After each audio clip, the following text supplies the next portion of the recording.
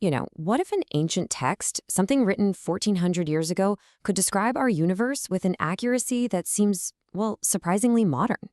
In this explainer, we're going to dive into a pretty fascinating intersection of ancient words and modern cosmology. We'll explore some really striking parallels our source material highlights between these two very different worlds. And that brings us to the huge question that's going to guide us today.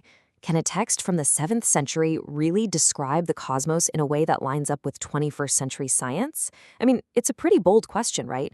But the material we're looking at presents some seriously compelling cases. So let's just jump right in.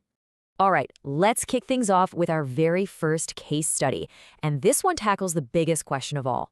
How did everything begin? We are going all the way back to the very first moments of existence. Okay, so here's the verse. It talks about the heavens and the earth being a single, joined entity, which was then separated. Just let that phrasing sit with you for a second. A fused, singular unit that was later pulled apart. Now that description, a joined entity, it naturally makes you wonder, doesn't it? How does our current scientific understanding describe the origin of everything? What's the modern take on those very first moments? Well, science calls it the singularity, and the idea is just mind-bending.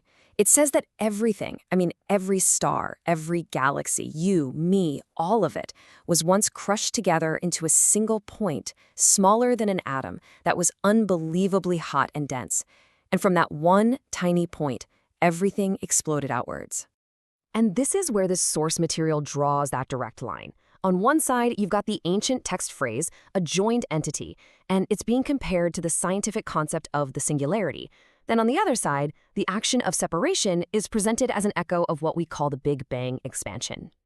But you see, the story of our cosmos doesn't just stop at its birth.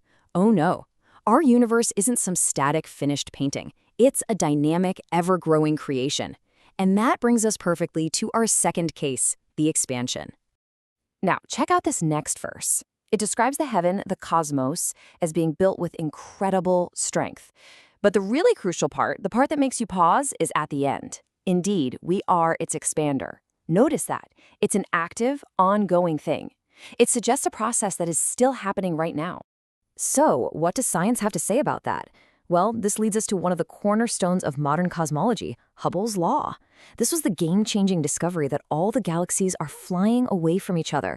And get this, the farther away a galaxy is, the faster it's moving away from us. It's undeniable proof that our universe is continuously expanding. And this timeline just illustrates the sheer scale of what we're talking about. The verse dates back to the early 7th century. Edwin Hubble made his revolutionary observation in 1929. That is a gap of more than 1,300 years. It's an absolutely stunning contrast in time. So the parallel being drawn here is crystal clear. It's between that active statement, we are its expander, and the scientific fact, confirmed by Hubble's law, that the universe is in a constant state of expansion. Okay, for our third and final case, we are shifting our view in a big way. We're going to go from the massive scale of the entire cosmos and zoom all the way down to a single vital element, one that's absolutely crucial for life as we know it. Let's talk about iron. Now pay really close attention to the specific words used here, and we sent down iron, not created from the earth or formed in the mountains, but sent down. It's a very particular choice of words, isn't it?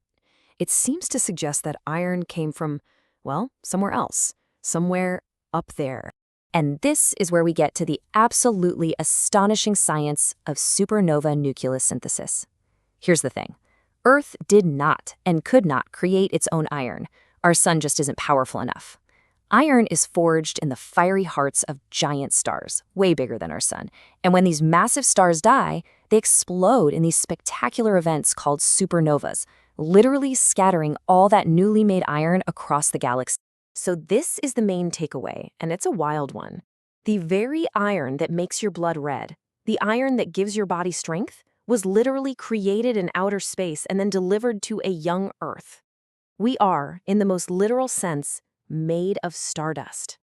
And there's the parallel. The phrase sent down iron is put right next to the scientific understanding that iron is extraterrestrial.